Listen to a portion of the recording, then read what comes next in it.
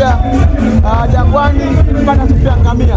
Naamini waandishi wa habari mmepata supu ya ngamia ya kutosha.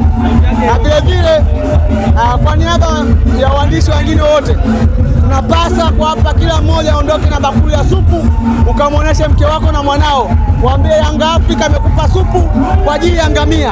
Supu hii maana yake ishara tosha uongozi wa klabu ya Yanga inaendelea kuenzi historia ya klabu hii. Tulianzisha supu na leo ni supu day ya ngamia.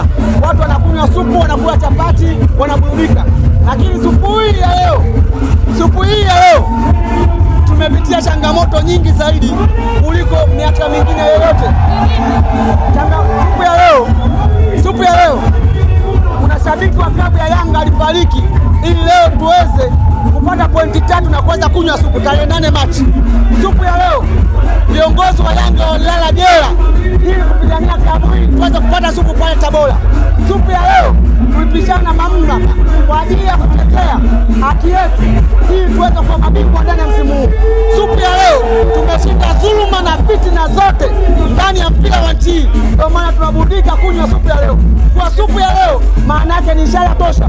Mashabiki na wanachama klabu hii wamepigia katika mvua, katika jua, katika nyakati zote. Ni muda wa kujipongeza kunywa supu. Uongozi wa klabu hii wameona thamani na heshima kuwapa mashabiki na wanachama kuwapa supu ya ngamia. Ngamia hapatikani sehemu yoyote, ni zaidi ya Jangwani. Ngamia anapatikana Dubai.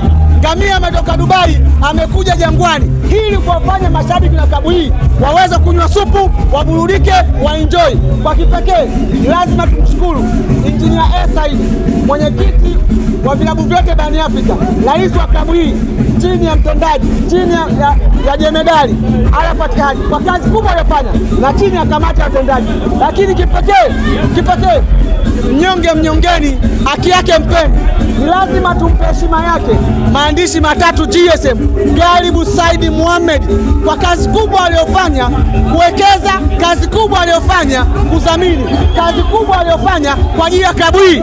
GSM ameonyesha dunia, ameambia dunia yeye ni tajiri wa mpira na sio tajiri wa maneno. Ndani ya msimu huu GSM amepata heshima. Yanga amechukua vikombe 4 chini ya uongozi wake, chini ya udhamini wake. Chapa ya Yanga, chapa GSM imekuwa ni chapa bora duniani na Afrika kwa kazi kubwa ambayo amefanya GSM. Tukisema katika nchi na Afrika, tajiri wa mpira ni GSM Gharibu Said Mohamed. Maandishi matatu. Wako wanaume wawili duniani wanaweza kufanya hizo kazi. Yuko United States of America, USA. Kidume wa dunia katika mpira yuko GSM, ndio kidume wa mpira. Gharibu Said Mohamed. Niye mmepata heshima, mmepata hadhi mwaka huu. Mmemjua Gharibu kazi yake anayofanya. Alisema neno moja, Yanga bingwa, Yanga sio bingwa. Huyo ndio GSM. Tajiri ana maneno mengi. Neno moja tu ni sheria. Yanga bingwa, Yanga achukua ubingwa. Hiyo Yanga Afrika hiyo. Tunakunywa supu na tunaenjoy. Finali ya CRDB na kombe la CRDB. Ili ya Singida mnabeba. Sisi kombe la CRDB, sisi msimu inawezekana uje msimu tumesema tunaenda kuvunja rekodi ya karne. Kwenye karne ya 21 Yanga peke yake ndani ya msimu na makombe 4 na PSG na makombe 4. Tukichukua kombe la 5, Yanga ndio inakuwa timu bora duniani kwa vikombe 5. Ana ngao ya jamii, ana Toyota Cup, ana kombe la Muungano, ana kombe la NBC, ana kombe la CRDB. Tukichukua kombe tarehe 29, Yanga ndio inakuwa timu bora duniani. Anapata Yanga PSG, anapata Real Madrid na wenzake. Huo ndio bora klabu ya Yanga brother. Yanga tumezamilia msimu huu na majembe ambayo tunaleta sai. Utatamani ardhi pasuke ingie chini. Msimu huu majitu ambayo tunayaleta umtatamani ardhi pasuke. GSM kaniambia naleta mashine hiyo mashine hatari tunaleta jitu limeshindikana ndani ya msimu. Yaani analeta wachezaji kwa ajili ya kuwa mabingwa wa CAF Champions League ndani ya msimu na tunaenda kuwa mabingwa ndani ya msimu. Umedhamiria kwenye ligi ya mabingwa. msimu ndio mashindano yetu Zai. Tumeumbwa kwa ajili ya kabingwa. Tumeumbwa kuchukua kabingwa.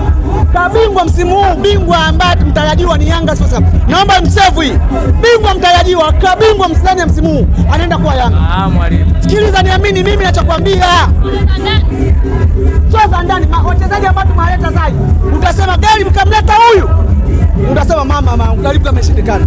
Wachezaji ambao amesajili gari nimewaona. Nimewaona Zai. Wewe umesema kuja kuwaona. Ukisema huyu gari ndo kamleta, utashangaa. Gari amezamilia kuifanya Yanga iwe kisiwa cha furaha. Amezamilia kuifanya Yanga iwe kisiwa cha amani. Amezamilia kuifanya Yanga iwe ndio timu kubwa barani Afrika nyuma national.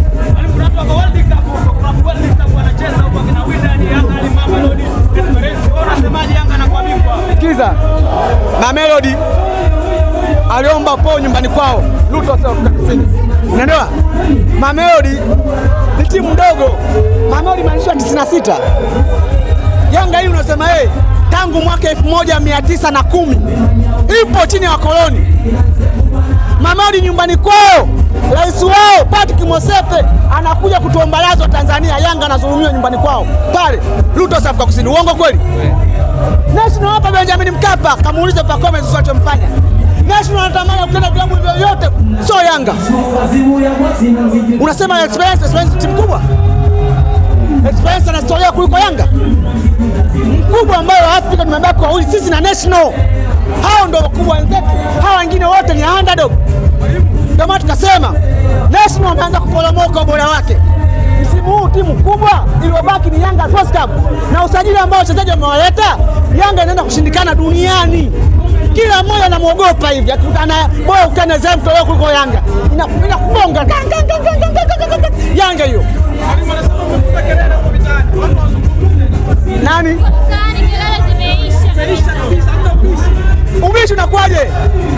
Nilimwambia huyu si wewe Zai. Nilimwambia hivi. Israeli Mwenda umemwona? Nilisema Israeli Mwenda ni bora kuliko nani? Kuliko Kapombe. Sio kama mnifuatilia. Nikamwona ndugu yangu Baraka Mpenda naye anaanza kucheka. Sikiza. Israeli Mwenda. Ili ujue Israeli Mwenda anakupa vitu vitatu vya tofauti. Israeli Mwenda anakaba kama beki. Anashambulia kama winga. Israeli Mwenda shafu la kulia na kupigia, kushoto na kupigia. Israeli Mwenda anaweza kucheza namba 6. Israeli Mwenda anakupigia faulo. Kapombe ukiacha kupanda tu kukaba na kukaba. Zai nakuuliza wewe. Kapombe ukimwacha kushambulia kukaba na kukaba. Kamuulize alichomkuta juzi. Mabeki hao wanne. Kapombe, Chamu, Kagoma, wote kwa Pacome. Mtu huyu Kapombe ametembea na miguu minne. Kama chimpanzee miguu minne. Famasiala ni noise. So shukrani bado.